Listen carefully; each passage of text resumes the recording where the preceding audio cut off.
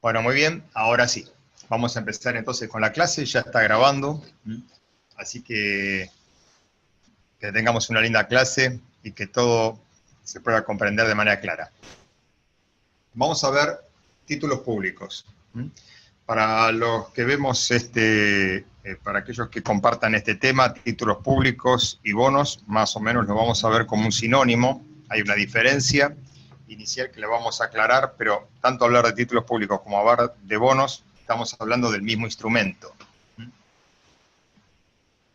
Los bonos están dentro del grupo denominado renta fija. ¿Por qué llamamos a este grupo renta fija? Porque conozco la renta que voy a obtener. Sé con total certidumbre qué es lo que va a ocurrir al finalizar la vida de cada uno de estos instrumentos. Sé perfectamente la renta que voy a cobrar, sé perfectamente cómo va a ser restituido ese capital. En el caso de los títulos públicos, los coloca el Estado nacional, los puede colocar el Estado provincial, las provincias, lo puede colocar un municipio. Normalmente el título público hace referencia a colocación estatal. Es una vía recursiva que tienen los estados para poder obtener fondos. Para ello, establecen dentro de un prospecto de emisión las condiciones que van a tener que cumplir, y la más destacada de ellas es la devolución del capital y la renta que va a pagar. Todo esto aparece dentro de un prospecto de emisión. Cualquiera de ustedes que quiere ver un prospecto de emisión puede entrar en cualquier sitio web, colocar la abreviatura de cada título público y colocar prospecto de emisión, y ahí le va a aparecer una sábana con todas las condiciones de emisión. Esas condiciones de emisión se van a cumplir durante toda la vida de ese bono o de ese título público. También colocan este tipo de instrumentos las empresas, en este caso se llaman bonos, también llamados obligaciones negociables. Y ocurre exactamente lo mismo, tenemos la certidumbre de cómo va a ser la devolución del capital y cuáles van a ser las rentas que va a pagar durante toda su vida. Sabemos quiénes son los colocadores, vamos a ver quiénes son los tomadores. Los principales son instituciones y administradores de fondos. Son los primeros que quieren acaparar esta emisión de títulos públicos. Y hay una relación, y el porqué de por qué estas instituciones y estos administradores de fondos quieren tomar la mayor cantidad posible de estos títulos, es porque los fondos de inversión, en su mayoría renta fija, están compuestos solamente de títulos. Por lo tanto, es necesario tener el material para poder constituir el fondo. Entonces son los primeros que salen a buscar cantidad de estos títulos públicos. Después analizan qué tan bueno es o qué tan malo puede ser, pero siempre salen a comprar, están anotados. Es decir, cada vez que hay una emisión del Estado, siempre hay compradores, siempre. Es más, muchas de las emisiones se hacen a través de haber hablado previamente con estos tomadores, inversores institucionales y administradores de fondos. Hay una gran ventaja, que ahora lo vamos a ver un poco más adelante, que es que estos títulos públicos salen cerca de su valor nominal, el valor nominal de un título es 100, también lo vamos a ver más adelante, por eso el atractivo luce siempre en el inicio o en el lanzamiento de este título, porque están muy próximos a este valor nominal. Cuando coloca el Estado, se coloca en varios tramos. Hay un tramo mayorista y hay un tramo minorista. El tramo minorista son los inversores comunes, que podemos ser cualquiera de nosotros, y el tramo mayorista está reservado para los administradores de fondos, para las corporaciones y las instituciones. El sistema que se utiliza es el sistema holandés. Es un sistema de subasta que es exactamente inverso al de las acciones. Aquella institución o aquella administradora de fondos que ofrece un rendimiento menor al pactado dentro de la brecha que, digamos, dentro de la banda renta que ofrece el título público, se va a llevar mayor cantidad. Es decir, a menor renta, mayor cantidad de títulos. Esto que se dirime en el sistema holandés va a ser lo que va a terminar perfeccionando la renta final de este título. Recién cuando se conoce cómo va a ser, dentro de qué rango se va a establecer esta renta, aparece recién la asignación a lo que es el grupo minorista, o lo que son los inversores comunes. Vamos a ver un poco más adelante para aclarar este tema. Antes de hablar de un título público o antes de invertir en un título público, lo primero que tenemos que conocer con claridad es el tipo de emisor. El tipo de emisor es la característica más importante del título porque habla de la naturaleza y del historial que tiene este emisor, ya que es el que se hace responsable del pago de esta deuda. Los emisores, como habíamos dicho, pueden ser estados nacionales, provinciales, municipales y en el caso de las obligaciones negociables de los bonos, las empresas privadas. Recuerden que el tipo de emisor es muy importante y acá entra un ingrediente que es el que más pondera en esta naturaleza del emisor, que es el historial de default. Nuestro país, lamentablemente, tiene un historial de default malo.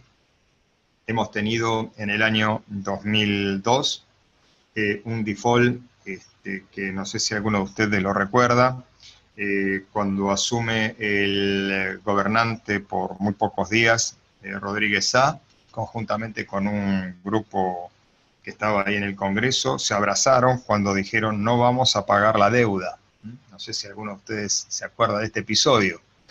Esto es un ingrediente nefasto, que hace poco respetable y entra dentro de una mala reputación del emisor.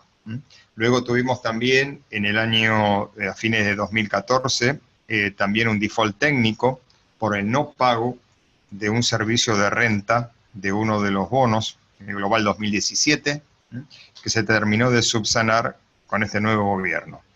Todas estas situaciones que fueron recientes, hay otras también más viejas, más históricas, hacen que tengamos un historial de default importante.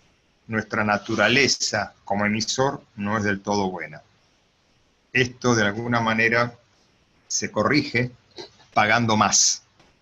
Esa renta que hoy estamos ofreciendo los argentinos está muy por encima del resto del mundo.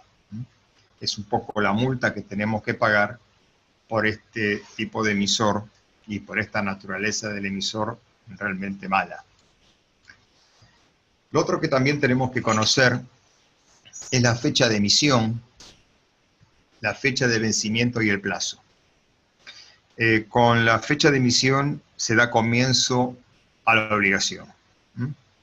El día que el emisor, en este caso el Estado Nacional, recibe el dinero del inversor y a cambio entrega un bono, ya sea acá la forma física ya prácticamente no existe, todos los bonos son nominativos, llevan nombre y apellido, están perfectamente registrados en la depositaria de cada país y se conoce con total precisión momento de compra, momento de venta y todos los movimientos que haya hecho el inversor. Son nominativos, su número de documento está implícito en ese bono. La fecha de vencimiento nos indica con precisión el día que el bono deja de existir. En ese momento el emisor termina con la obligación.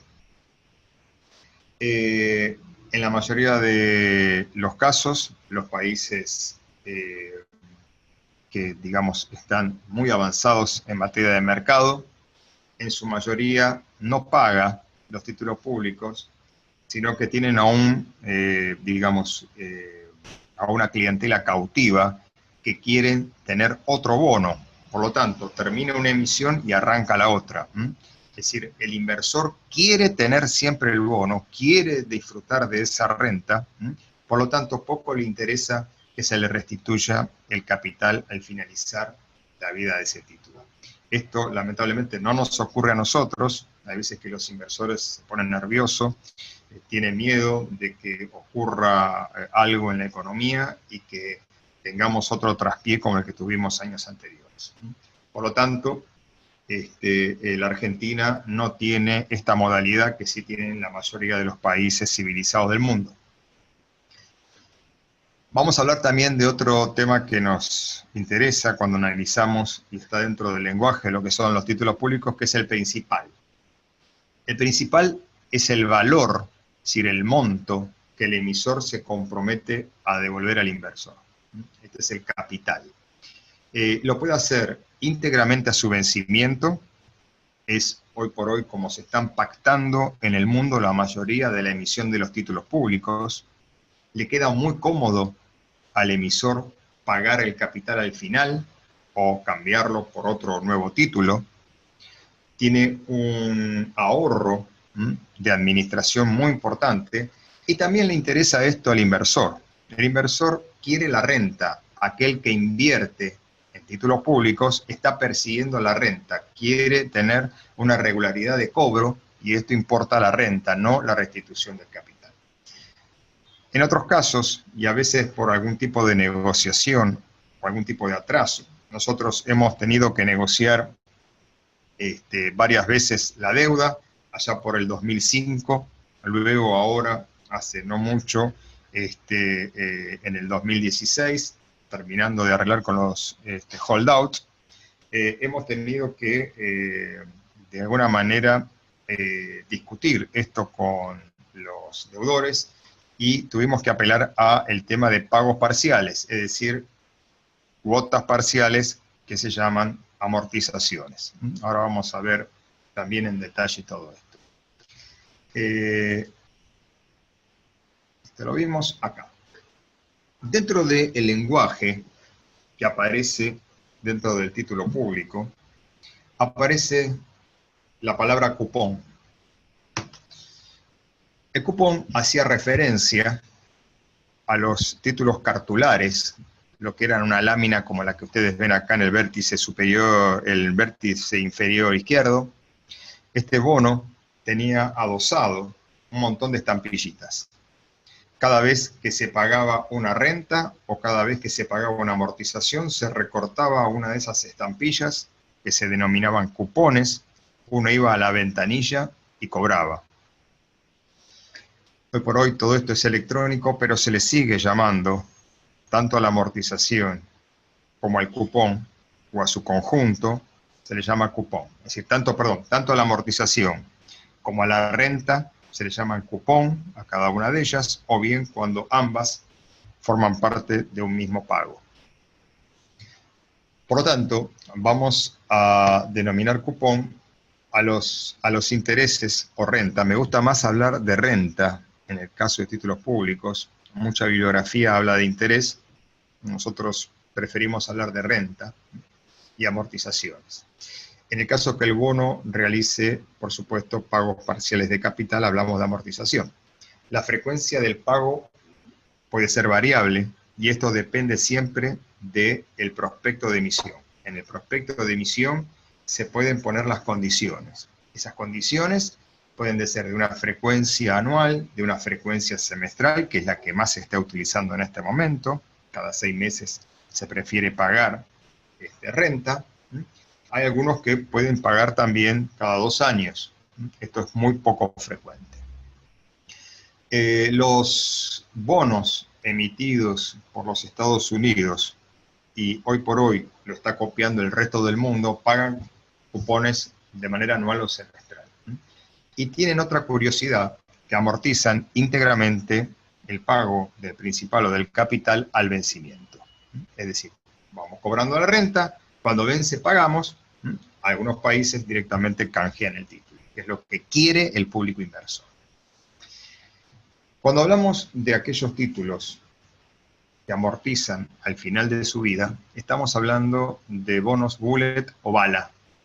Son estos que pagan la amortización al final. Acá tenemos un caso, que es el que vamos a analizar en detalle, que es el caso del Bonar 2020. conocido con el ticker o abreviatura AO20. Este es un bono que vence dentro de poco, dentro de 2 años. ¿Por qué es cómodo? ¿Y por qué es cómodo para ambas partes que amortiza el final?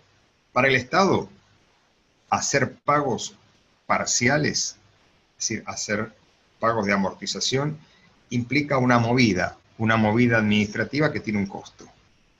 Este costo lo tiene que mantener, y acá interviene el Ministerio de Economía, el pagador que es Caja de Valores, se genera un gasto, etcétera, etcétera. Hay movimientos que a veces suele ser imperceptible, pero no es así. Mientras que cuando hay un vencimiento, cuando hay una devolución del capital al vencimiento íntegramente, este gasto administrativo se diluye. Por lo tanto, lo que es conveniente es restituir el tema de la amortización. Y hay otra cosa que es muy importante y que recibieron el Ministerio de Economía muchas consultas de brokers que recomendaban que se utilizara este sistema. ¿Por qué? Porque los títulos públicos que emite el Estado no solamente son para el inversor. El título público en Argentina ha sido también un medio de pago a jubilados, a proveedores del Estado. Se ha utilizado este instrumento para pagar. Muchas de estas personas conocen muy poco cómo funcionan estos instrumentos, y el cálculo de la amortización de la renta les dificulta mucho si van siendo pagos parciales. Ahora vamos a ver flujos de fondos para que ustedes también comprendan esto. Y se complejiza mucho el tema de la amortización, por lo tanto, para que sea comprensible y para que sea fácil de deducir y fácil su funcionamiento, también se utiliza el pago íntegro del capital al vencimiento. Es esta modalidad que se usa para favorecer a ambas partes. Algo que es importante es el valor residual del título. Cada vez que se paga por medio de una amortización, es decir, estamos haciendo referencia ahora a esos títulos que van devolviendo el capital durante su vida, no al final de su vida, sino durante su vida. Y hablamos de valor residual a todavía, digamos, al saldo que falta pagar. Es decir, se paga una porción de capital, el saldo que resta, hablamos de valor residual. Es la proporción del principal que no se ha amortizado. Tenemos también otro concepto que es muy importante, no tanto para nosotros, pero sí para el resto del mundo, que se llama valor técnico. El valor técnico surge del valor residual que tiene ese título, es decir, la parte que aún no amortizó, más los intereses corridos. ¿Cómo medimos estos famosos intereses corridos? Vamos a imaginarnos que el título público paga una vez por año renta. Yo estoy parado en el 1 de julio de este año. No cobré la renta, pero sí transcurrió el tiempo. Digamos, de manera teórica, yo estoy ya ganando la mitad de esa renta, porque transcurrió la mitad del tiempo. Por lo tanto, puedo hacer ese cálculo. Ese cálculo son los intereses corridos que, vamos a utilizar un término contable, se han devengado en el tiempo. Ahora bien, aquellos que hacen este cálculo se denomina cotización limpia o cotización clean. Esta es la palabra. Cotización clean. Quiere decir limpia. Quiere decir que nosotros calculamos de manera teórica cuál va a ser, qué es lo que gané en determinado momento de la vida de ese título. Es decir, cuánto corresponde haber ganado, parado el 1 de julio, todavía no se cobraron las rentas, pero yo sé lo que gané. Esto es clean. En el resto del mundo y aquí en Argentina, nosotros nos manejamos con cotizaciones sucias o dirty. Son cotizaciones sucias. Siempre vamos a tener incluido ese devengamiento de los intereses. ¿Dónde está incluido? En el precio del bono. Cuando ustedes ven fluctuar a un precio de un bono, este precio va a ir fluctuando en la medida que transcurre el tiempo desde el cobro de una renta hasta el pago de la siguiente. Va a ir fluctuando en función de esto. Sepan también que cada vez que un bono paga la renta, ese importe de la renta resta de la cotización en el momento de haberla efectivo y haberse hecho efectivo el pago. Es decir, el bono vale 100, cobré 10 pesos de renta, el día que cobro la renta, el bono pasa a costar 90 pesos. ¿Por qué sucede esto? Es por un efecto de ilusión. Se llama split de títulos. Los títulos normalmente, inmediatamente, si todo marcha bien y si hay un volumen de negocios importante en esa especie, los 100 los recupera en las próximas 2 o 3 jornadas. Esto es lo común. Vuelve a valer 100 otra vez. Sabiendo lo que es clean y lo que es dirty, recuerden que la mayoría del mundo se está adecuando a esta modalidad de cotización sucia, es decir, aquella cotización que dentro del precio que uno paga por ese título está incorporado ese interés corrido. También tenemos otro concepto que es muy importante, que es la paridad del título. El título, los títulos públicos, por convención de casi todos los emisores, se utiliza el valor nominal 100. Este valor nominal 100 es la cantidad mínima de títulos que puedo comprar y es el valor que me van a restituir de capital. Si es un título dolarizado, el capital de cada título va a ser 100. Si yo quiero comprar ese bono, voy a tener que comprar 100 unidades. ¿Ok? Este es un valor que hace referencia a la paridad. Cuando ese título público cotiza todos los días, yo quiero comprar un título y está $105, puedo decir que está sobre la par porque está costando más de lo que me van a reintegrar de capital a su vencimiento. Cuando un título público cotiza 95, puedo decir que está bajo la par. Si estamos hablando de un bono sucio.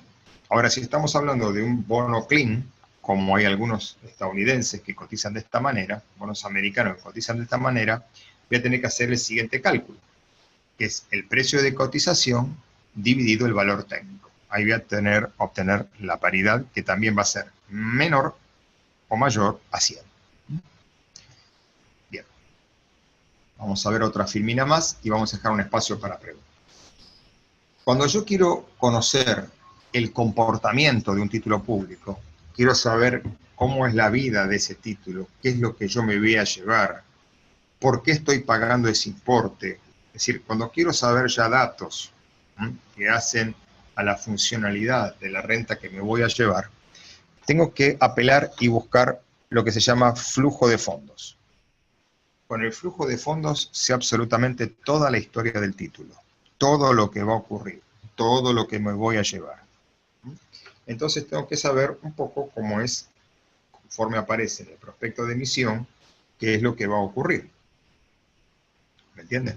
Por lo tanto, en el prospecto de emisión, si yo no leo el prospecto de emisión, por ejemplo, y sé que el bono paga, por ejemplo, si yo tengo que leer esto, miren, le voy a explicar lo primero que vamos a leer de este flujo de fondos. Tengo que la fecha de pago inmediata es el 8 de octubre del 2018. La siguiente es el 8 de abril de 2019. Por lo tanto, el intervalo que hay entre un pago y el otro es de 6 meses. Acá podemos ya establecer la periodicidad. La periodicidad de este título es cada 6 meses. ¿Correcto? Entonces sé que hay un pago semestral. Luego leo y veo que la renta es de 4, acá está corrido un poco cuando pasé la filmina al PDF, se movieron un poco los renglones. Esto es renta, esto es amortización y esto es renta y amortización. Por lo tanto, tenemos $4 de renta. Como ya sabemos, la devolución del principal va a ser 100, $4 que cobro me está representando el 4%. Entonces acá también, sabiendo cuál es la renta, puedo determinar que paga un 4% semestral. Por lo tanto, voy a leer este flujo de fondo de esta manera. El 8 del 10 del 2018 paga $4 de renta, paga 0 de amortización y cobro $4. 4% de renta, $4. Amortización 0. Está corrido, recuerden que esto corresponde a amortización. El 8 de abril del año 2019 vuelvo a cobrar $4 de renta, 4% de renta, equivale a $4, no tengo amortización, y es lo que me llevé en ese semestre. Y así sucesivamente hasta su vencimiento, el 8 de octubre del 2020, por eso se llama AO20, cobro el 4% de renta, me restituyen íntegramente el capital 100 y cobro todo junto en un cupón de $104. Acá el cupón incluye la renta más la restitución del capital. Esto lo podemos armar con datos que obtenemos del prospecto de emisión. Y al revés, si nos muestran el flujo de fondos, lo podemos deducir como lo hicimos recién. En este caso es sencillo, porque es un bono bullet, un bono que amortiza 100% al final. La restitución del principal está al final. Vamos a ver un caso ahora de un bono que amortiza y la cosa es un poco más compleja. Vamos a esperar un poquito acá y les pido por favor que me hagan preguntas de manera escrita si es que tienen alguna duda y se las voy respondiendo. Hacemos un espacio entonces. Adelante. Si está todo claro.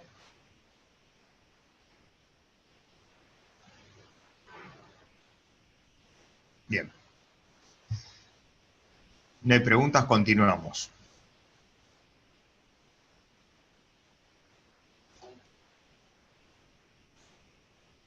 Vamos a ver un poco ahora los bonos que acá hay una pregunta. A ver un segundito.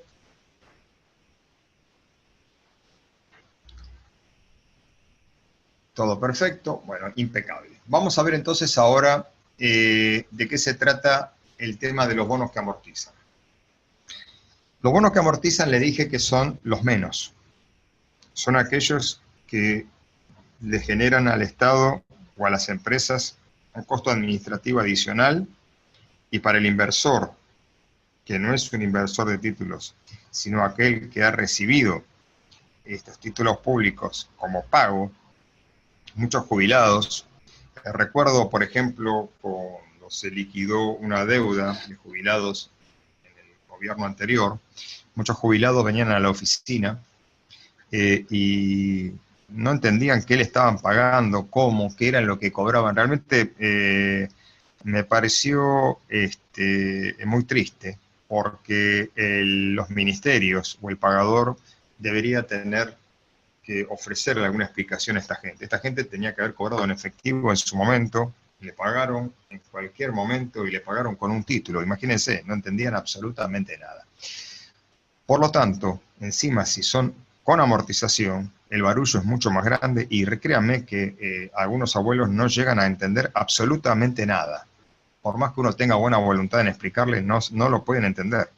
Por lo tanto, la sugerencia siempre es de parte nuestra y de parte de otras entidades, de que si van a hacer instrumentos de pago, que sean de la modalidad bullet, es decir, que amorticen, como vimos en el flujo de fondo anterior, flujo de fondos anteriores, que sea íntegramente al vencimiento.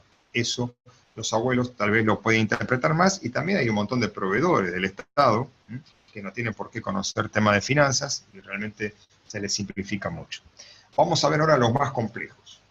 Estos que vamos a ver ahora fueron los que el ministro Lavagna, en el primer gobierno de Kirchner, negoció con los holdouts, con aquellos fondos que iniciaron juicio a la Argentina.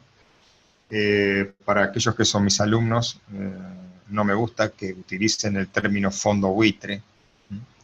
En realidad no son fondos buitres, sino son inversores que no les han pagado. Es decir, confió en el título público, puso el dinero y no se lo restituyeron más. Y tienen que apelar, obviamente, como cualquiera de nosotros haría lo mismo, a hacer un juicio para intentar cobrar.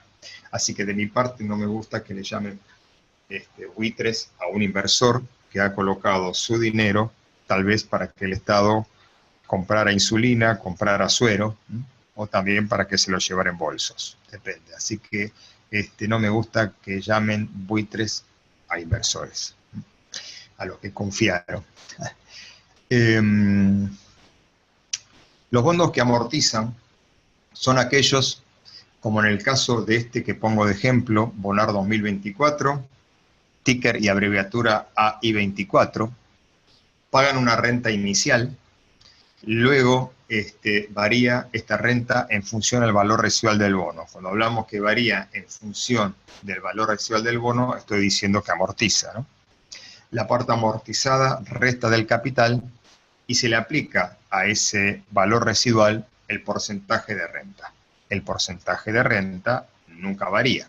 Si alguno de ustedes quiere buscar la descripción técnica o el prospecto de emisión de los títulos públicos, pueden entrar acá, en esta URL que les escribo acá, y acá pueden, ya colocando el nombre del título, buscar precisamente el prospecto de emisión.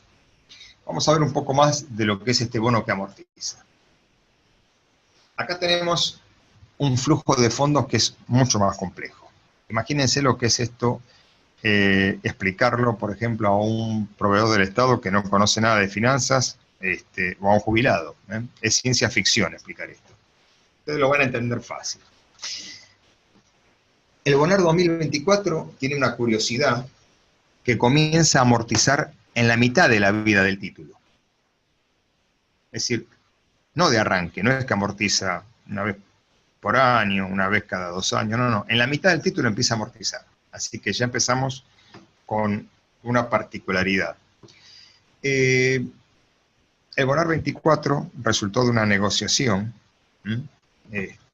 y es producto de la reestructuración de la deuda.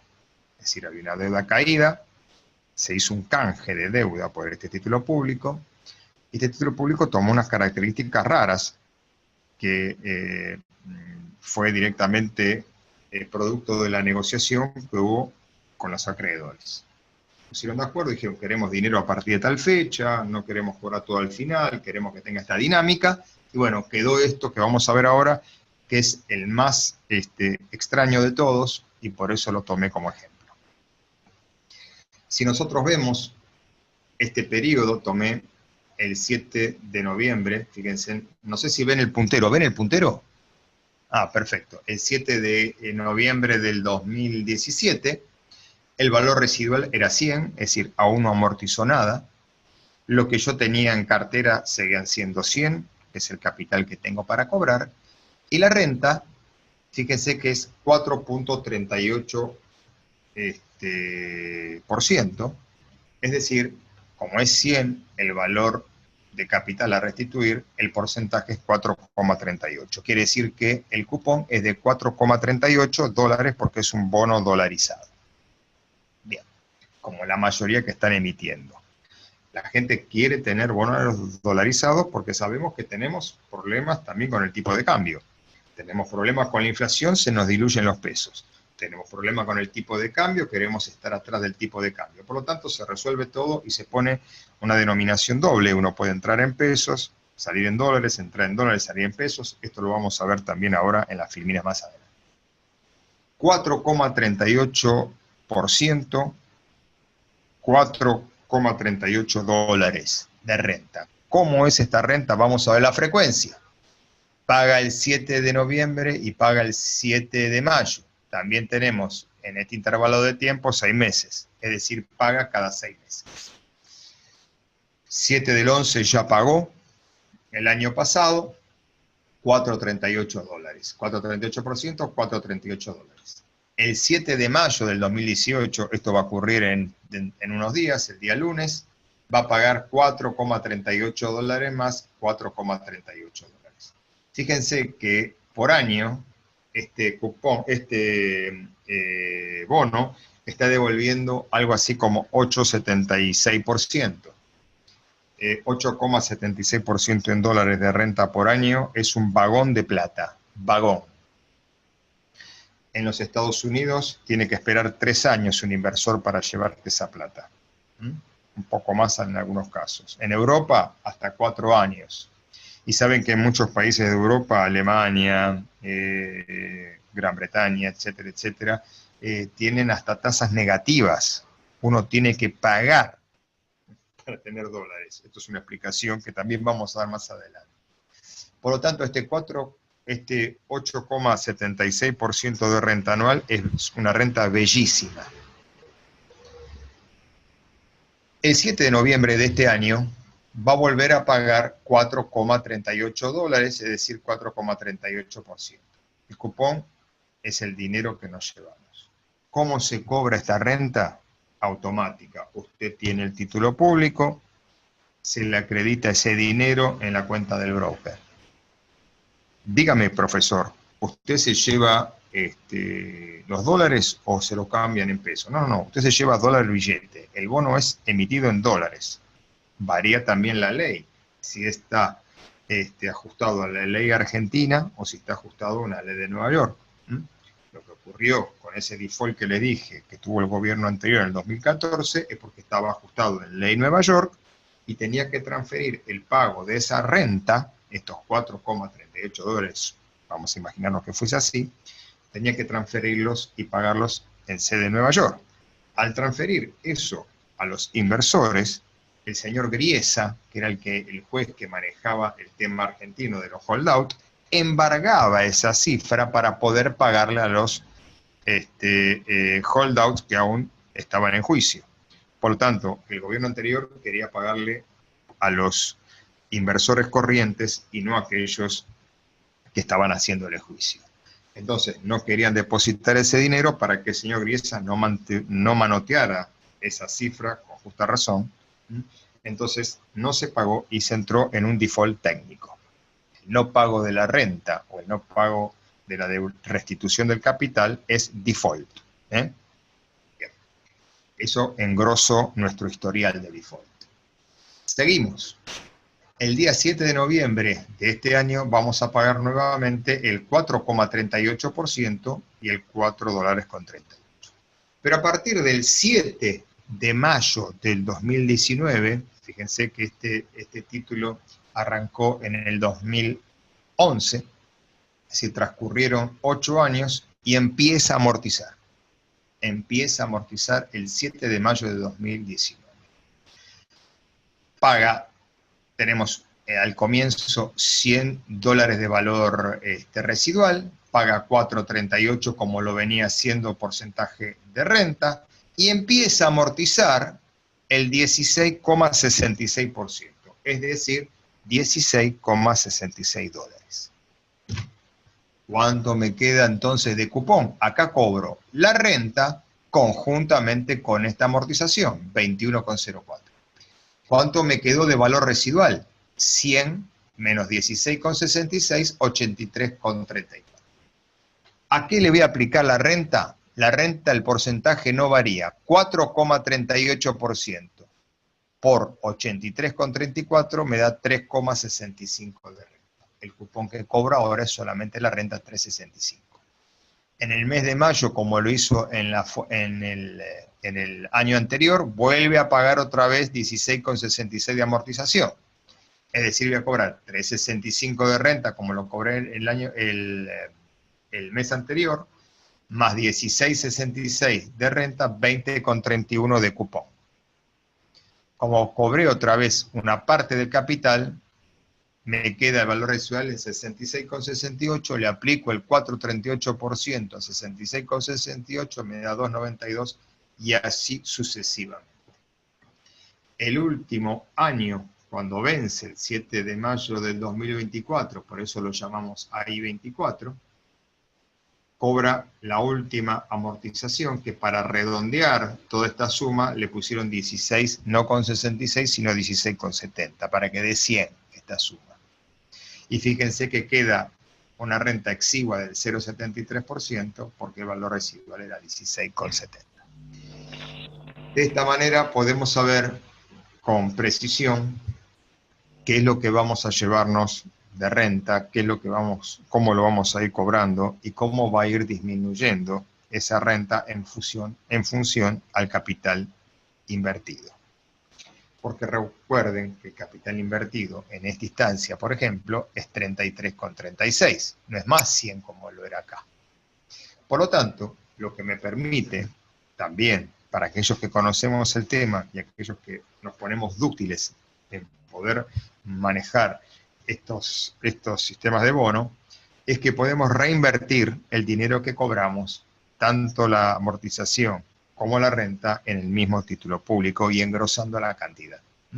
Esto, todas estas cosas que vamos a ver, van a estar incluidas en lo que denominamos tasa interna de retorno, que yo les he agregado un pequeño video conjuntamente con una fórmula para que utilicen el Excel. El Excel es una herramienta maravillosa para hacer todo este tipo de cálculos. Yo los invito, por favor, a que practiquen y que hagan sus propios cálculos a partir de ahora que conocen de dónde obtener los datos, que es de este prospecto de emisión o del mismo flujo de fondos. Seguimos. Hay otros bonos también que se llaman cupón cero. Se llaman cupón cero porque no pagan, no amortizan, es decir, no pagan renta. Usted va a decir, pero ¿cómo, profesor, existe un bono que no pague renta? Entonces, ¿para qué voy a invertir en un bono que no paga renta? Bueno, lo que paga está relacionado con el descuento. Y vamos a hablar entonces de las famosas LEBAC. La LEBAC es un bono denominado cupón cero. No paga renta, actúa por descuento. Y para muchos es como entrar en una caverna oscura, porque poco se conoce cómo se determina el valor de una LEBAC. Se escucha hablar de tasa de corte, se escucha hablar de plazos, se escucha hablar de un montón de situaciones que suelen resultar incomprensibles para hasta inclusive los inversores que quieren aprovechar esa tasa. Estoy teniendo un problema de acople. A ver, vamos a ver qué ocurrió. Déjenme ver un poquitito.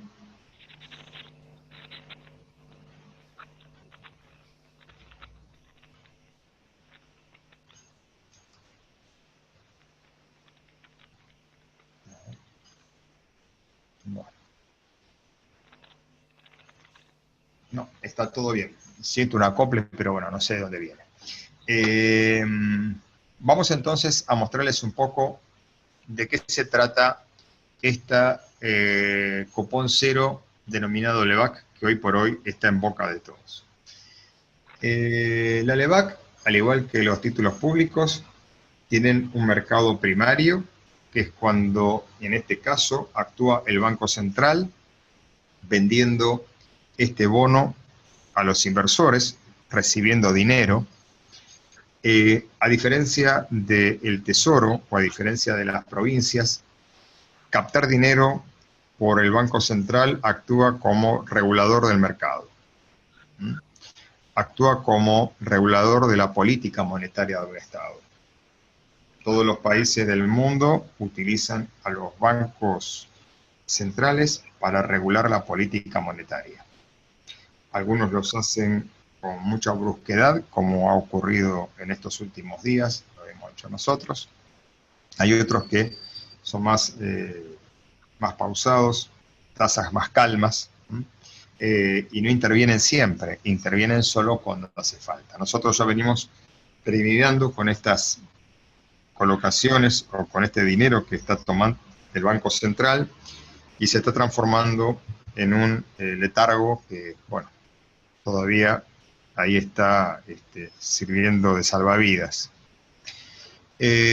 Aquellos que recomiendan este tipo de instrumentos dicen que no debería excederse de más de 8 meses. Nosotros llevamos casi 2 años con estas LEBAC y se puede transformar en un instrumento peligroso, porque produce un engrosamiento de deuda, de caja, que es muy importante. Lo que nos interesa ahora y lo que queremos ver, aparte de todo esto que les dije nosotros, es también saber por qué se utiliza este instrumento. Este instrumento sirve para varias cosas. Las más importantes son la desalentar el consumo. Que les parezca mentira, la principal medida, y para lo principal que sirve, es como una aspiradora de pesos. Al sacar pesos de del mercado, como se lo llama, sacar el dinero de la calle, que también se lo llama de esta manera, la gente no dispone del suficiente efectivo para salir a comprar. Imagínense que hay una casa de zapatillas, tenemos mucho dinero, hacemos cola para comprar zapatillas. El productor, el vendedor, dice, hay mucha gente, subí un poco el precio. Y hay más gente, subí el precio porque tengo 100 zapatillas y hay 1000 personas. Cada vez subo más el precio. Lo que hace esta política monetaria por medio de colocar LEVAC y aspirar dinero es desalentar el consumo. Al desalentar el consumo no tenemos con qué instar a la inflación. Aún así todo, por otro lado tenemos incremento de sueldos que hacen de que tal vez este instrumento se transforme en casi inservible. Lo cierto es que además de esto, sirve también para desalentar el ahorro que los argentinos en particular hacemos de divisa extranjera. Es decir, agarramos esos pesos excedentes y los transformamos en dólares billete. Para que también tampoco ocurra esto, se sacan los pesos, sin pesos no puedo comprar dólar. Así que sirve también como regulador del tipo de cambio. Por lo tanto, tiene estos dos instrumentos, estos dos usos principales que son realmente importantes y que si esto se utilizara en un contexto mucho más sereno de la Argentina sería eficiente. Ahora bien, vamos a ver cómo funciona esto. Nosotros queremos colocar y queremos aprovechar esas tasas. ¿Qué hacemos? Vamos a empezar al revés para interpretar esto. El Banco Central siempre nos devuelve un peso. Siempre nos devuelve un peso. Ahora, nosotros, ¿cuánto le prestamos al Banco Central? Miren lo que ocurrió acá, por ejemplo. Hice una captura de pantalla creyendo que era una de las tasas más altas en el año 2016, pero tengo que volver a hacer una captura de pantalla ahora, que está muy por encima de esto. En ese momento, alguien, por todo este monto que ven acá, prestó dinero al Banco Central por 0,96 centavos 6, 0,966. Menos de un peso. ¿Cuánto devuelve el Banco Central? Siempre un peso. La diferencia entre ese peso que devuelve y lo que le presté es un descuento. Actúa como descuento. Descuento de un peso lo que quiero ganar. ¿Y cómo hago el cálculo? Para anualizarlo, me fijo, ¿a cuánto le presté a este dinero? A 35 días. Anualizo la diferencia entre 1 y 0,966 y eso me da lo que se llama tasa de corte. Esa diferencia, ese descuento, si lo anualizamos 35 días, me da 36,74%. Y así sucesivamente, las distintas colocaciones. Así que ya dejó de ser un misterio, los famosos LEVAC, actúa por descuento. Nosotros sabemos que el banco nos devuelve un peso, vamos a ver cuánto le descontamos para que nos convenga esa colocación y colocamos dinero y le prestamos, por ejemplo, 0,966 para que nos devuelvan un peso. Esto es el descuento. Luego, a ver, acá alguien me hizo una pregunta. A ver, secar la plaza también se dice, ¿no? Sí, sí, absolutamente. Secar la plaza es sacar el dinero de circulación. Sin dinero no compramos dólares, no compramos artículos, pero como ustedes ven, no ha sido tan eficiente este sistema aquí en Argentina. Los argentinos estamos tan acostumbrados a esto que, en fin, en algunos sitios sobra el dinero. No están todos apremiados, en algunos lugares sobra el dinero y estas sobras van a parar precisamente al consumo y hacen subir la inflación. Por otro lado, también tenemos suba de tarifas, tenemos suba de un montón de cosas. Realmente estamos en un círculo virtuoso y maligno, ¿no es cierto?, que nos lleva a que estos instrumentos sirvan relativamente.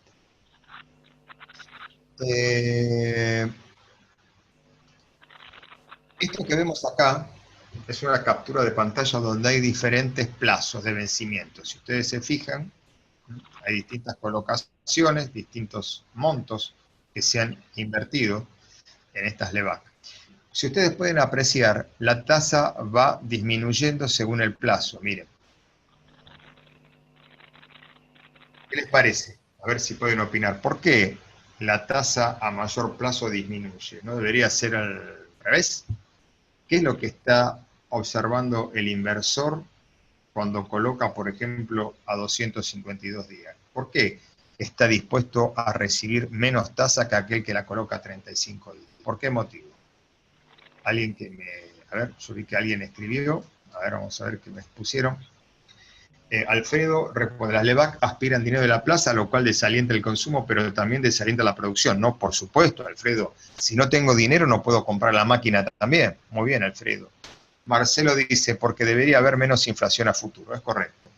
Lo que está esperando el inversor es que con esta medida precisamente disminuya la inflación. Hubo un atisbo de disminución, pero si ustedes se fijan bien, no fue del todo efectivo. Es decir, estamos hace 2 años con las LEVAC y seguimos en la misma. ¿Entienden? Así que el sistema o no estuvo bien manejado en su contexto, o esto no fue efectivo para los argentinos. En otros países del mundo, en 5 meses de LEVAC resuelven problemones. Acá venimos con 2 años y la inflación está haciendo la plancha aún. Así que es correcto, es por eso. La expectativa de la inflación, que es lo que se quería detener con ese instrumento, se supone iba a ser más baja, por eso el mercado aceptaba tasas menores. Esto es lo de la LEVAC. Si me quieren hacer alguna otra pregunta más, les voy a pegar en el portal mañana un calculador de LEVAC para que ustedes puedan combinar tasa de corte, precio de corte, y lo puedan hacer jugar para saber cómo resultan las tasas o cómo resulta el dinero que le tienen que prestar al banco para lograr esa tasa.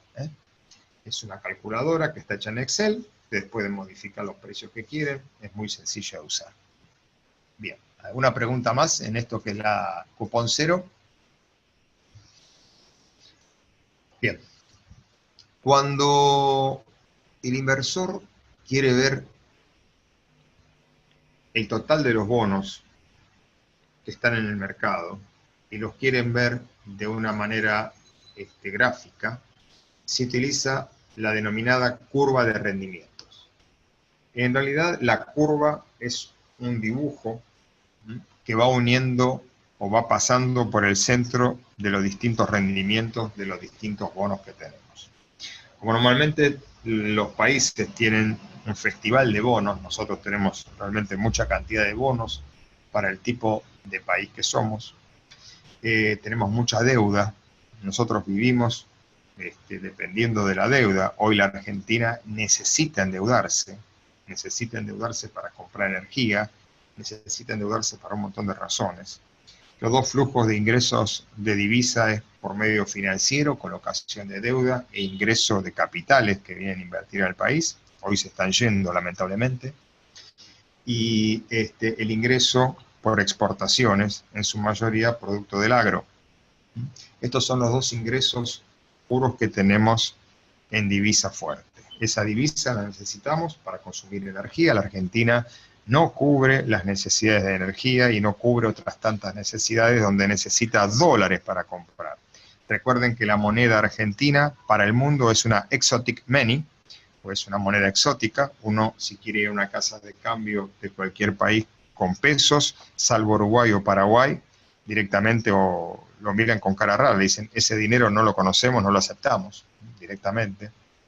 Me han pegado una serie de cortes de rostro en otros lugares, diciendo eso es moneda exótica, por eso se las repito, porque medio como que no me gustó que me hayan dicho moneda exótica, pero bueno, es la verdad. Así que tenemos que pagar combustible, tenemos que pagar gas y otras tantas cosas con dólares. Lo que vemos acá es una curva dolarizada de títulos. Todos los títulos que están acá son todos dolarizados. Tenemos hasta inclusive en el extremo, en la punta, el bono a 100 años, AC17. Este es el bono a 100 años. Para representar estos títulos y para poder comprender el rendimiento, en el eje de las I tenemos la TIR. Siempre van los precios en la TIR. Y el tiempo van en la X, para poder hacer representaciones financieras. Por lo tanto, tenemos valores de TIR y valores de tiempo, que vamos a hacer el cálculo y vamos a llamarla duration. La duration es una relación del tiempo con el rendimiento. Por lo tanto, este título que va a vencer ahora, en estos días, AN18, lo tenemos en casi la base de la curva. Poco más de 2% de TIR y poco de un año de duration. A medida que vamos estirando la curva, nos vamos alargando en tiempo y nos vamos también apreciando en TIR. De esta manera podemos ver, ¿no es cierto?, qué tipo de plazo quiero tomar y cuál es la TIR dentro de ese plazo. Por ejemplo, si yo me pongo en estos 8 años, tengo, por ejemplo, el DICA, que me está rindiendo más que el DICI o algunos de estos, o el AO28. Si me quiero poner acá, por ejemplo, el A37 está por encima del AL36. Y fíjense que a pesar de que el bono de 100 años tiene un plazo largo y debería tener o llevarse un porcentaje mayor, está por debajo de lo que paga, por ejemplo, el PAI 0. Este es un bono también que fue producto del cambio. Bien, curva de rendimientos, para que de un solo vistazo podamos ver los rendimientos y el tiempo de vida de cada título. Esta curva de rendimientos tiene una lectura. La curva de rendimiento de un gráfico muestra la relación entre el rendimiento y la madurez del título público, que es la duration. La curva ascendente debería ser así, sigue una lógica que a mayor rentabilidad, mayor plazo de inversión. A su vez también se puede interpretar como una perspectiva de aceleración de la actividad económica, ¿no? Uno emite cada vez mayor cantidad de títulos cuando hay un público que los compra, que los toma. Para esto tiene que tener algunos ratios que sean importantes. La curva de descendente, si fuese descendente, si fuese al revés, de ahí para arriba y va para abajo, están mostrando rendimientos futuros más bajos que los actuales y se puede también estar pronosticando una desaceleración de la actividad o directamente que no haya tomadores en el mercado. Y los bonos por encima de la curva no dejan de ser una buena oportunidad de inversión porque a igual plazo, por supuesto, como vimos recién, en la comparación hay un mayor rendimiento. Los que están por debajo de la curva son los menos convenientes. Vamos a ver cómo calculamos de manera sencilla el rendimiento de un bono. Ustedes tienen distintas formas de calcularlo, por medio de la TIR o por medio del rendimiento, o YIELD, que aparece en las dos calculadoras que yo les dejé, con un video tutorial para que sepan cómo usarlo, cómo calcularlo desde el Excel. Pero de una manera sencilla, yo puedo hacer este cálculo para poder comprender cuál es el rendimiento lineal de un bono. Y acá tengo un ejemplo. Por ejemplo, hemos comprado un bono a 95 pesos, a 95 dólares o a 95 pesos, lo que quiera. Este es un bono que está, como está por debajo de 100, ustedes sabrán que es un bono bajo la par. La cotización de este título público está bajo la par. Me van a devolver 100, estoy pagando 95, bajo la par. Esto realmente es poco frecuente. Cuando un título está bajo la par, como lo hay en este momento, algunos que han cotizado estos últimos días, es porque hay un problema. ¿Saben por qué está bajo la par? Porque hay gente que se está desprendiendo de este título. Cuando la gente quiere tener el título, quiere asegurarse la renta, hay una cantidad finita en la emisión. Si todos quieren tener ese título para asegurarse la renta, tienen que pagar más. Pagar más implica pagar más de 100 en la mayoría de los casos. Por ejemplo, goza de buena salud si está por encima de 100. Cuando están por debajo de 100, como algunos títulos nuestros ahora quedaron por debajo de la línea de 100, estamos diciendo que hay algún temita para tener en cuenta. Vamos a ver el ejemplo, 95 dólares el bono. Nos dice también que durante ese periodo se cobran 2 servicios semestrales de renta del 4% cada una, y dentro de un año, es decir, estamos haciendo un cálculo solamente de un año de vida del título, nos van a reintegrar 100 pesos de valor de rescate. En este caso, la rentabilidad del vencimiento será valor de rescate más todas las rentas que cobre, menos valor de compra dividido valor de compra. Valor de rescate 100, valor de compra 95, y las rentas que cobro son semestrales, vence dentro de un año, cobramos 2 rentas, como dice acá, 2 servicios. Es decir, sumamos 100, que es el rescate, más $4 de una renta semestral, 4 de la otra, menos 95 que cobré, que pagué por la compra del título, dividido 95, me da un rendimiento del 13,6%. Esta es la forma de calcular de manera lineal el rendimiento de un título. También hay otro cálculo que se suele hacer para saber el rendimiento anual del título, y es la renta que cobramos, en este caso sería 4, dividido lo que pagué el título, 95. Ahí también saco un porcentaje de cuánto equivale la renta respecto del precio que pagué. Es la renta que obtengo durante ese año en el título. ¿Alguna pregunta hasta ahora? Vamos a ver cosas que ya hacen más a la operatoria ahora. Vamos a ver algo más operatoria, más interesante. ¿Alguna pregunta? Me voy a tomar un mate, si no les molesta. Si tienen que hacer una pregunta, háganlo de lo que vimos ahora. Entramos de lleno en la operatoria y ahora se pone divertida la cosa porque van a haber curiosidades.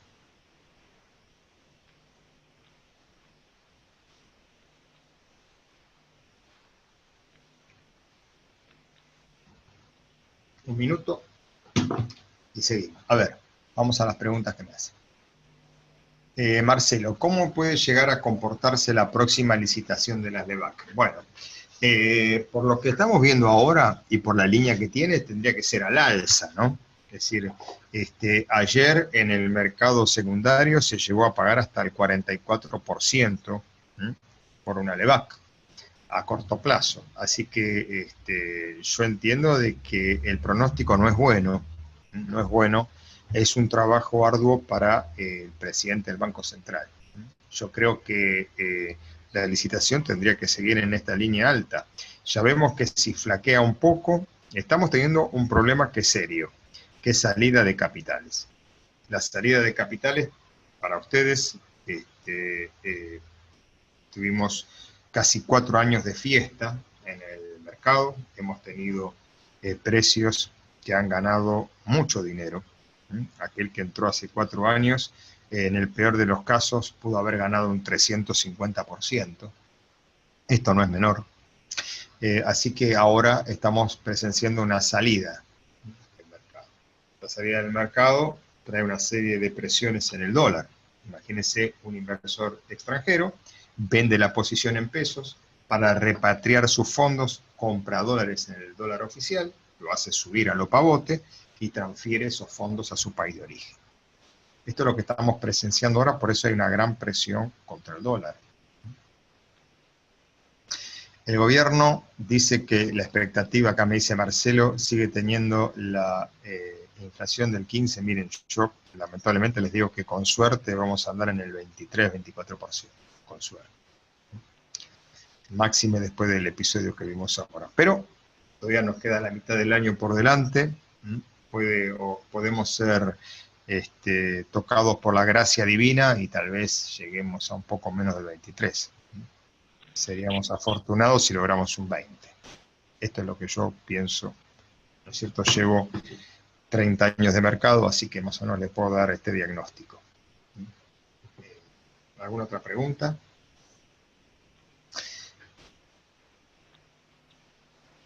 No sé si nos complica. No sé si nos complica del todo.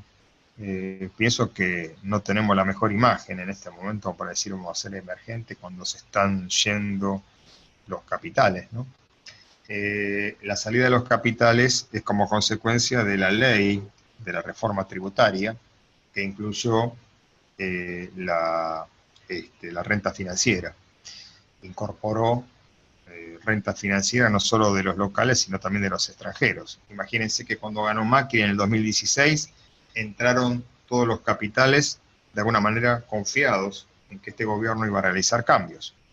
en casi la mitad de su gobierno, se toma una medida que es gravar a los inversores, tanto locales como extranjeros. Entonces, en la mitad del negocio me ponen un impuesto, ahora tengo que pagar un impuesto. Se van, que cambiaron las reglas, se fueron. Se van y ¿qué hacen? Venden pesos las acciones, compran dólares y se retira la bandera de ceremonia. Es esto lo que nos pasó. Lamentablemente estamos presionados con el dólar, presionados con la tasa, debemos cada vez más dinero y esto no se resuelve aparentemente fácil. No hay recetas mágicas. El Estado, la nueva ley de mercado nos debería ayudar, pero hay un tema de impuestos, ya te digo. El señor Jones entró en el 2016, puso la plata confiado y de golpe le enchufaron un impuesto del 30 y pico %. Es decir, tiene que dejar un pedazo de su ganancia, ya no es lo mismo. Si esto lo hubiese sabido de antemano, tal vez hubiese hecho otra estrategia. No se pueden cambiar las condiciones en la mitad del barco, porque tenemos consecuencias como la que estamos viendo ahora. Por otro lado, también cambió un escenario internacional. La tasa libre de riesgo, que no incluye riesgo de default como el que tenemos que pagar nosotros. Nosotros estamos pagando una tasa del 9%, como el que vimos recién, porque tenemos incorporado un riesgo de default. En el mundo, este riesgo no existe. Es un premio a la espera. Espero para cobrar esa renta. No estoy preocupado en la inflación, en el default, en que Rodríguez A se va a abrazar con algunos sindicalistas, decir no paguemos la deuda a los gritos y con alegría. Estas cosas no suceden en el mundo civilizado. Por eso pagan una tasa menor. Al subir esta tasa, el mercado, para regular también la política monetaria, a nosotros nos complica, porque nosotros tenemos un riesgo soberano, que es un sobreporcentaje, sobre renta que pagamos sobre ese bono americano, que si nos sube el bono americano también sube nuestro riesgo soberano. Así que tenemos que pagar más para poder obtener dinero. Es un poco la explicación. Bueno, seguimos adelante, que ahora se viene la parte divertida. Los títulos públicos en su mayoría están siendo dolarizados. Son muy pocos los que hay en pesos. Los que hay en pesos prácticamente nadie los mira en esta instancia. Tienen una doble cotización, que es en pesos y en dólares. La denominación, como la que vimos del AI24, viene secundada por una sigla que puede ser CI, que significa contado inmediato, o por la letra D, que significa cotización en dólares. Es decir, si aparece esta sigla, es pesos; si aparece esta otra, muñida del ticker o abreviatura del bono, significa dólares. Esto quiere decir que puedo comprar y vender en una u otra moneda, es decir, entro en pesos, salgo en dólares, entro en dólares, salgo en pesos, entro en dólares, salgo en dólares, lo que quiera. Tienen doble cotización. Necesito poseer una cuenta bancaria en dólares. Todas las transferencias que se hacen a la cuenta colectora del broker, como vimos en el primer ejercicio, tienen que ser transferencias que van de una entidad bancaria. Esto es para poder proteger al inversor y a todo el circuito financiero del lavado de activos o de la financiación del terrorismo.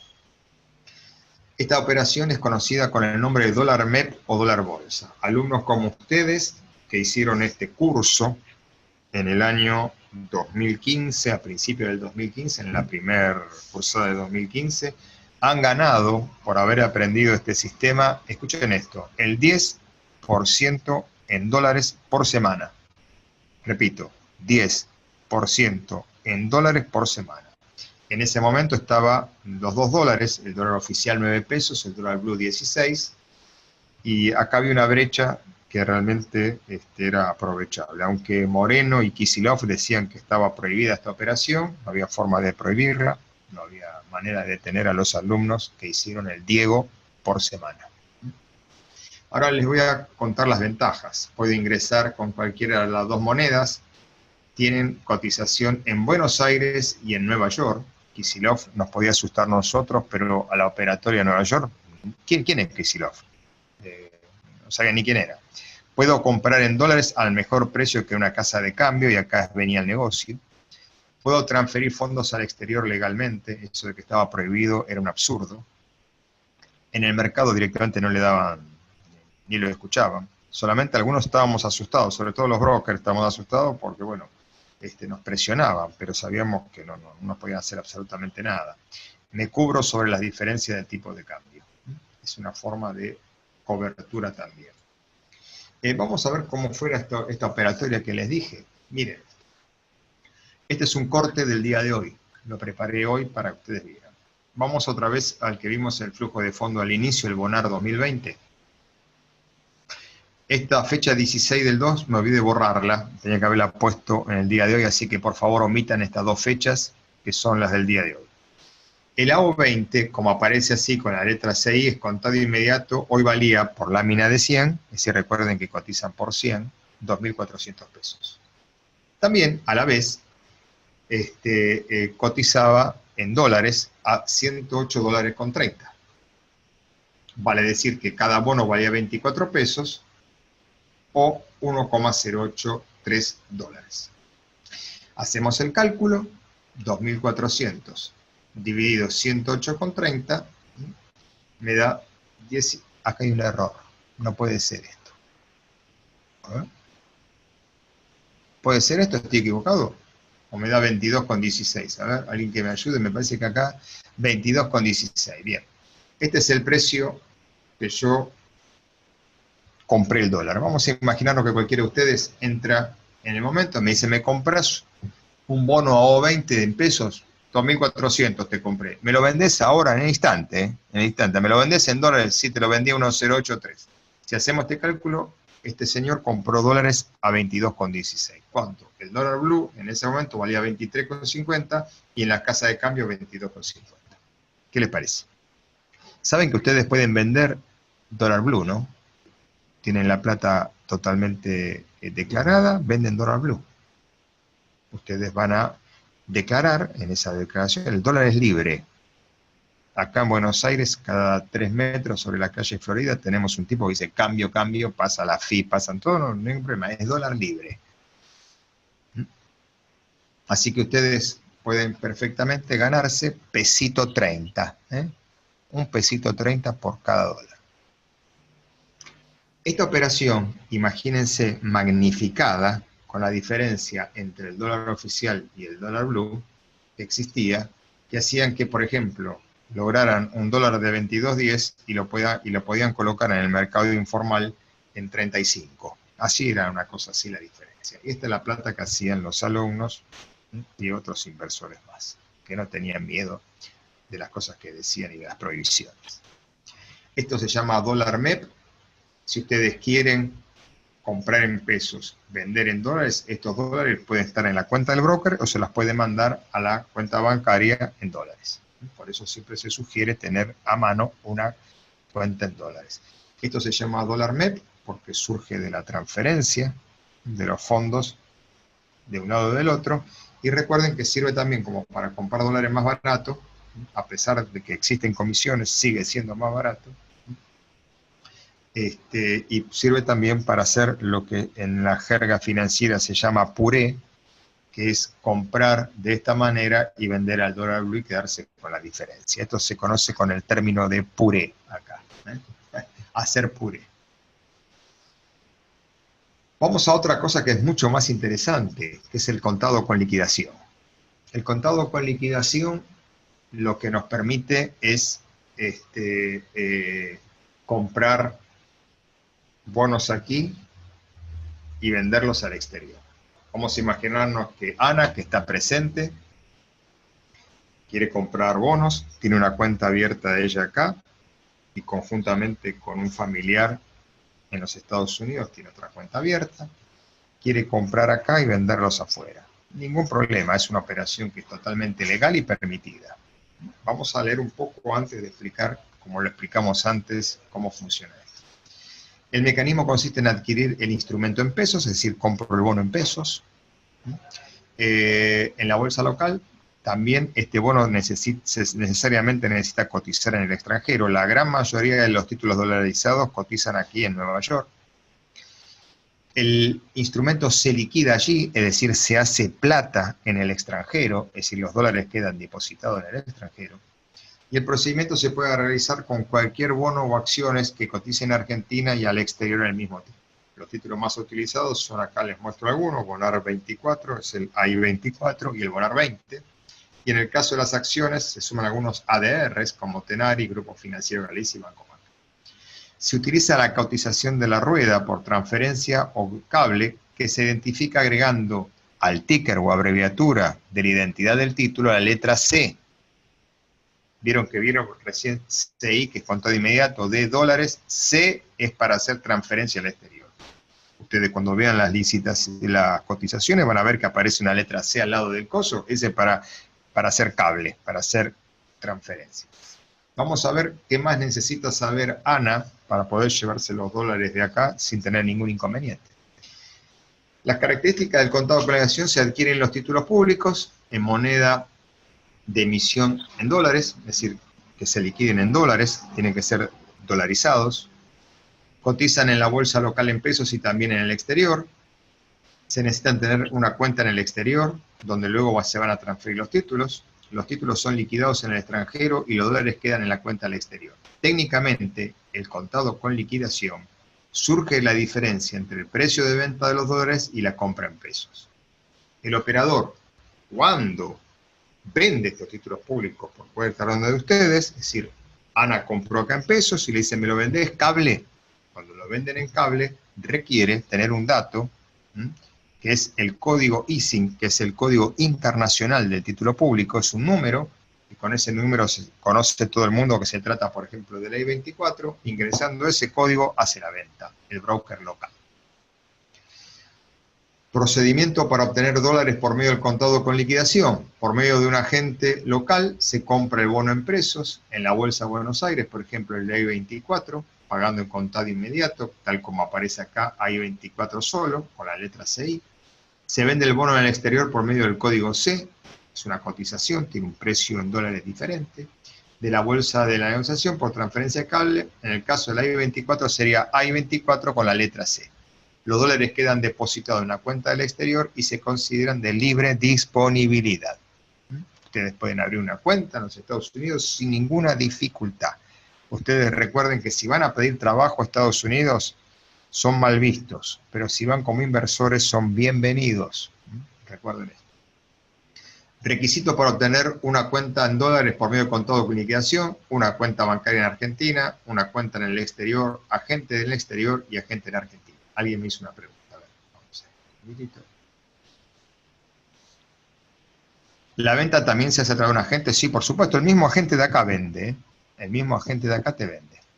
Compraste acá y te vendimos acá, afuera. Vamos a ver cómo funciona esto. Cálculo del contado con liquidación. Estas son también cotizaciones del día de hoy. Precio del AI-24 igual que el AO-20, 2.400, coincidieron. El precio de la cotización AI-24C era $109,20 por cada 100. Hago 2.400 dividido 109,20 me da 21,97. Este es el costo que yo tengo de transferir sin otro gasto adicional, solamente la comisión de la gente que ronda en el 0,80% aproximadamente, nada más.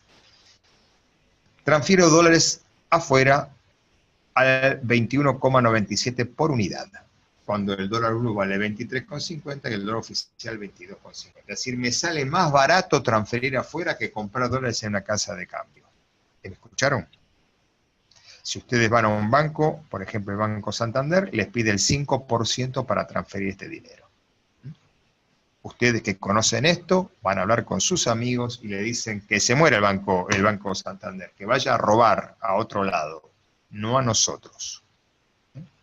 Entonces, Ana transfiere el dinero en la cuenta que tiene conjunta con su familiar, pagando 21,97, solamente diciéndole al broker local, vendeme a cable y te doy el dato de la cuenta que necesita el broker para poder transferir los fondos, que es la cuenta del exterior. Le dan el número, tienen un SWIFT para eso, y colocando el código ISIN, al otro día Ana Colombo tiene el dinero con su familiar en el broker de los Estados Unidos de libre disponibilidad para agarrarlo y llevárselo y gastárselo allá. Esta también se utilizaba como un mecanismo, según se decía, para sacar dinero del país. ¿Conocían este sistema? Pienso que algunos sí. Ahora lo aprendieron del todo. No hay ninguna restricción para hacer esto, es totalmente libre, siempre lo fue. Y era un festival enorme esto en la época del gobierno anterior. El gobierno popular anterior, que decía que quería favorecer a los que tenían dificultades económicas, nos hacía hacer un hermoso negocio a mí, a mis alumnos y a todos los inversores que conocíamos esto, lamentablemente. Nos hizo bien, pero lamentablemente para Argentina esto no fue conveniente. Así que hoy, si ustedes se dan cuenta, el importe del dólar es inferior. Antes había que pagar mucho más por el dólar de lo que valía el dólar oficial, porque había una verdadera salida de fondos, de dinero. Bueno, ¿alguna pregunta por acá? ¿Alguna inquietud? Hagan las preguntas que necesiten, si no vamos a ver ahora la parte teórica de estos títulos.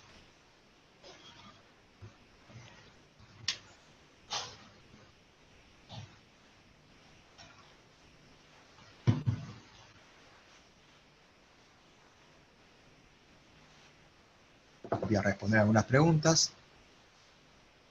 A ver. ¿Podría usar esta operación para atraer dólares? Sí, por supuesto, de la misma manera, compras títulos públicos en el exterior y acá los transferís, no hay ningún problema, se puede hacer perfectamente. Tenés que tener una cuenta abierta en el exterior, en un broker de allá, y listo, y una cuenta abierta acá. Ningún inconveniente, Jorge, ninguno. Ana, tengo una hermana viviendo en Estados Unidos, si hubiera conocido este sistema, ¿viste, Ana? Lo presentí. Se me complicó muchas veces, podía haber hecho totalmente, y sin ningún tipo de dificultad. A ver, hay otra pregunta arriba, gracias. Acá los alumnos me dicen todo. ¿La venta también se hace a través de un agente? Sí, por supuesto, claro que sí. Sí. Todo se necesita siempre, escuchen esto, en finanzas, siempre ustedes necesitan un intermediario, siempre. Siempre hay alguien que les va a cobrar una comisión. ¿Alguna otra pregunta más? Como ven, es muy sencillo el tema, muy sencillo. Se demonizó un poco en el gobierno anterior diciendo que era prohibido, que se robaban los dólares, que se los llevaban, y bueno, hoy también se están llevando los dólares y nadie demoniza a nadie, ¿no? No defiendo a nadie. Ustedes recuerden que aquellos que nos dedicamos a las finanzas somos libres pensadores, no tenemos ninguna ideología política, ¿no? Libre pensador es abierto. ¿Alguna pregunta más? Si no, empezamos a ver qué es conveniente, qué no es conveniente para el tema de títulos. Bien. A ver, acá. Cuando elijo títulos públicos, busco una renta constante. Existe un riesgo bajo, pero siempre lo hay. Es una operación que me permite entrar y salir con facilidad. Es instantánea la operación. Las rentas y el rescate pueden ser en distintas monedas, como vimos, cotiza en pesos y en dólares.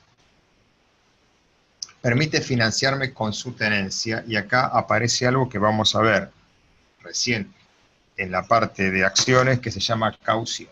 Ustedes pueden tener en cartera del broker títulos públicos, tienen una necesidad de efectivo de corto plazo, dejan en garantía de esos títulos públicos y pueden recibir dinero a la mejor tasa del mercado. Cuando devuelven el dinero más ese interés, se les restituyen o se les desafectan, se les liberan los títulos públicos. Esto se llama caución. También para aquel que tiene algún dinero disponible, puede aprovechar la mejor tasa del mercado, en algunos casos parecida a la de las LEVAC, colocando dinero de manera instantánea con un solo clic on en la plataforma.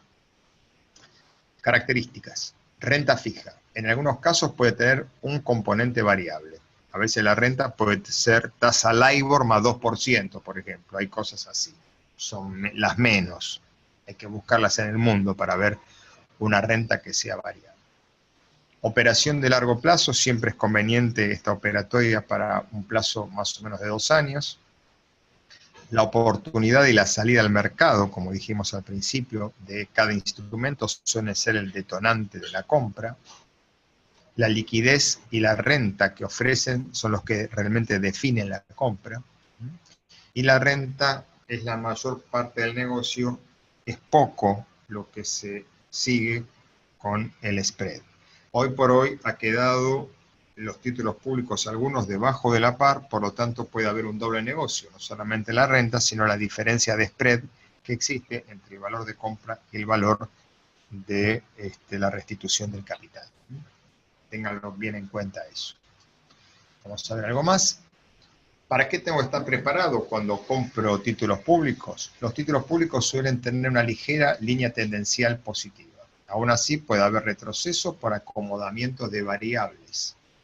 Estas variables son los anuncios encontrados de inversores, operadores y medios. Puede también existir un brusco cambio de escenario de tasas, del tipo de cambio. Cuando sube mucho la tasa puede detonar el abandono de la estrategia y el desarme de la operación. Recuerden que cuando sube la tasa ocurre lo inverso con el título público.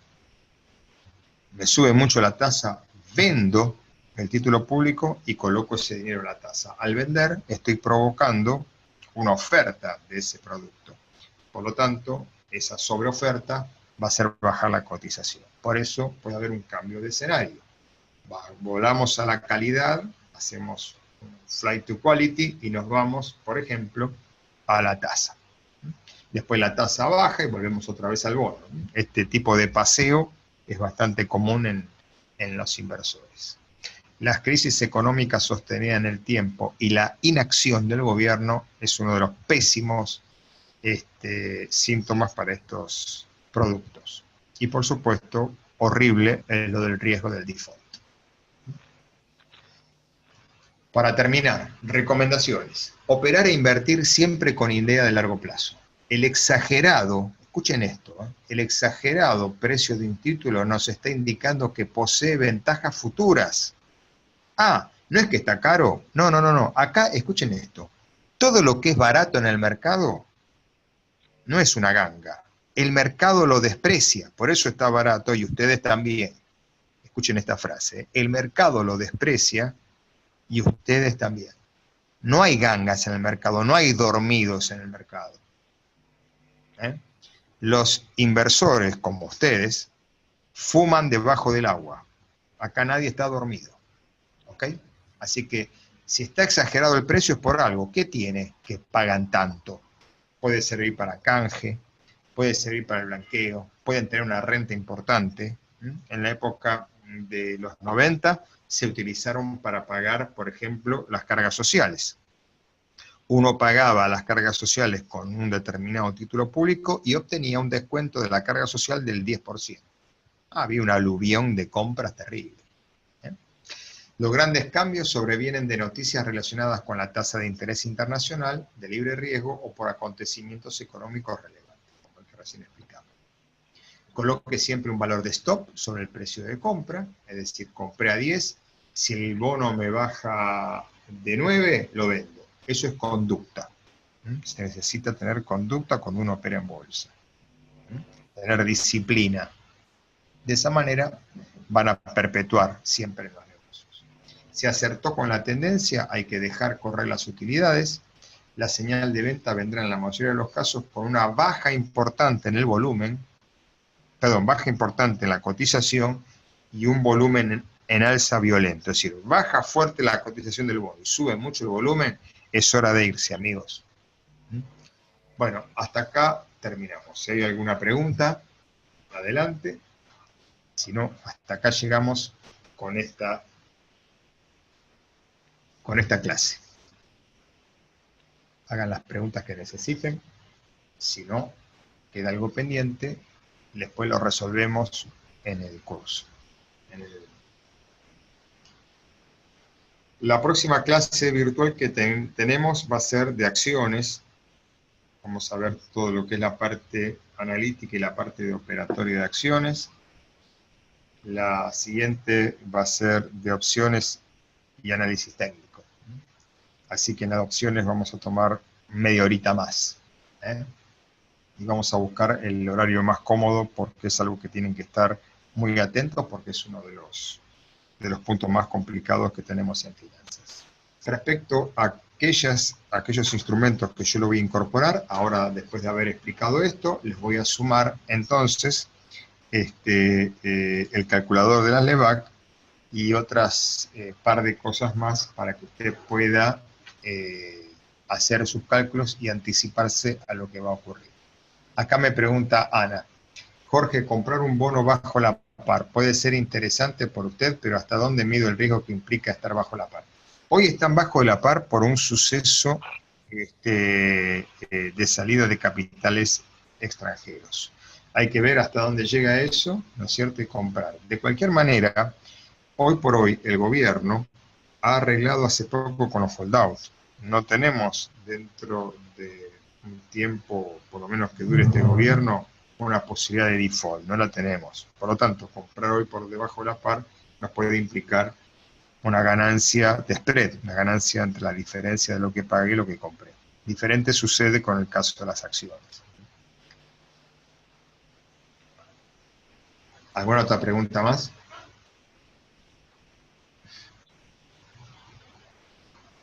Bien. ¿Alguna otra pregunta? Adelante con las preguntas. Si no, nos vemos en el foro para preguntas del... Ustedes pregunten lo que necesiten, ¿eh? Los veo a lo mejor medios timoratos en de no querer preguntar, sin vergüenza y con absoluta confianza. No teman equivocarse, estamos aprendiendo, así que sin vergüenza hacen las preguntas que necesiten. Bueno, si no tenemos más nada, le digo buenas tardes y nos estaríamos viendo entonces en la próxima clase virtual o en la plataforma. Les mando un saludo y que tengan buenas tardes.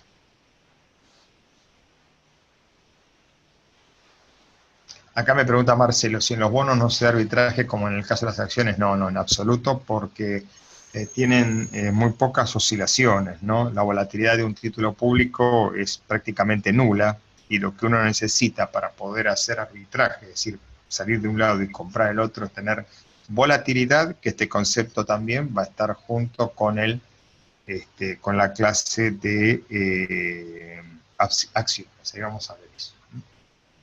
Pero no tenemos esa oportunidad. Se puede hacer arbitraje, pero no suele ser un negocio. Es más, las comisiones se comen la exigua diferencia.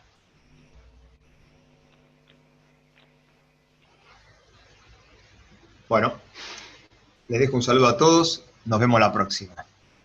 Gracias a ustedes por estar presentes y por bancar. Hasta luego.